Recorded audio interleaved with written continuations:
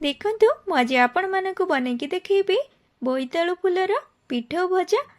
आपण माने गरम भात सहित हेउ कि पखाळ भात सहित एमती बोईतालु फुलर पिठो भजा थरे बनेकी खाइबे, बहुत स्वादिष्ट लागिबो।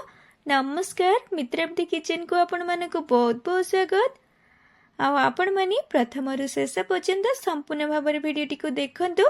आपण मानकु जदि भिडियोटी भल लागे ताहाले लाइक शेयर और सब्सक्राइब कर दियंतु। आशा करूची भिडियोटी आपण मानकु भल लागिबो। त देखंतु केते सारा बोईतालु फूल मु एठी रखिची। बोईतालु फूल को प्रथमे धोई नबा, परे तार डेम्फ और नाड़ को अलगा कर नबा। तो एथिरे आज गोटे टेस्टी भजा बनेबा ए फूल रे। तो सेति पई प्रथमे धोई नबा बोईतालु फूल को बड़ तसला रे पानी दे देछि और सेथिरे फूल को धोई नबा, अधिक पानी देकी धोई नबा भल भाबरे। तो देखंतु एबे फूल को दी गोटे गोटे करके धोई नबा और फूलर एगुड़ाक बाहर कर नबा। एगुड़ा किछि दरकार नहीं, फूल को और डेम्फ को अलगा कर नबा। खाली फूल और डेम्फ को भाजिबा। फूल अपेक्षा डेम्फटा भी और स्वादिष्ट लगी थाए भाजिले। आपण माने थारे बनेकी खांतु, बहुत स्वादिष्ट लगी थाए ए फूलटी एमती भाजी खाइले। देखंतु बोईतालु फूल और डेम्फ को भल भाबरे धोईकी रखिछि। तो आपण मानकु वीडियो जदि भल लागे लाइक शेयर और सब्सक्राइब कर दियंतु। आगर अरुआ चाउल को भल भाबरे धोईकी बतुरई देइथिली और चाउल एबे भल भाबरे बतुरी जाइछि। देखंतु ताकू एबे बाटी नबा पूरा चिकन करके।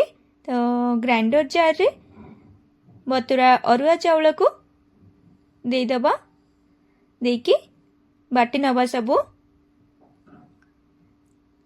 चाउल दे सारा पर अल्प टिके पानी दे दोची, परे अदा और रसुण अल्प टिके दे दबा, देकी जार ढांकुणी को दे दबा, देकी कवर कर नबा, परे बाटी नबा। तो देखंतु बाटी नहीं आसीची, पूरा चिकन हेकी बाटी हे जाची। ताकू एबे गोटी पात्र रे बाहर कर नबा। एथिरे आमे पिठोटा बनी नबा भजा पई। तो जार रे आउ जहा चाउल बटा लागितिला ताकू धोईकी देई दिली। परे लंका गुंड दे दोची, परे हळदी गुंड दे दोची, परे राशि दे दोची। राशि देवा द्वारा भजाटा आउरी टेस्टी लगी थाए।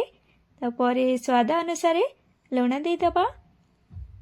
एबे कौन करिबा, गैस ऑन करके टावा बसै नबा। टावा गरम होला भितरे आमे पिठोटा मिसै नबा।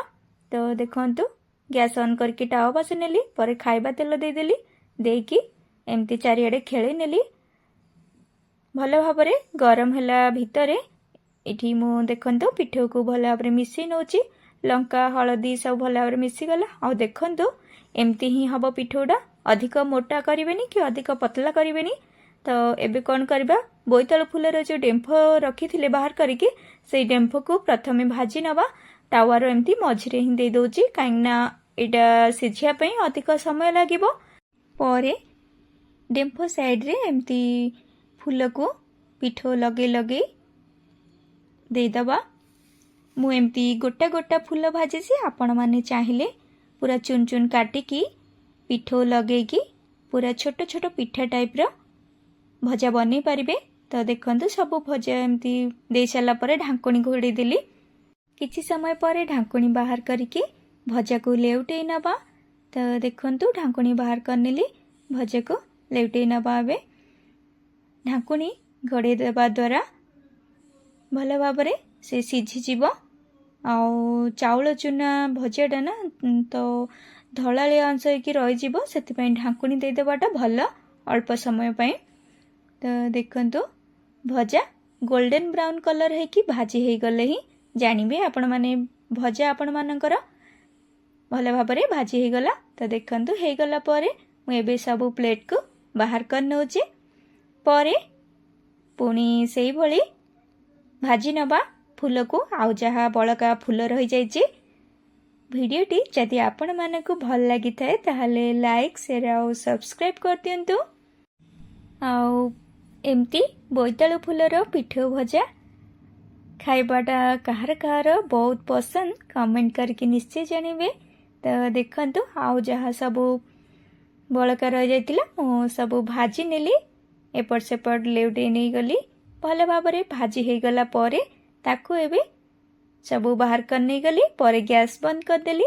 तो एबे हमर रेडी हो गला बोईतालु फूल पिठो भजा।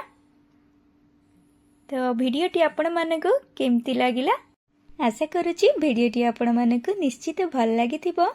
आउ एमती थरे बोईतालु फूलर पिठो भजा बनेकी खातु पखाला भात सहित हो कि गरम भात सहित खाइबा पई तो बहुत बढ़िया लागिवो।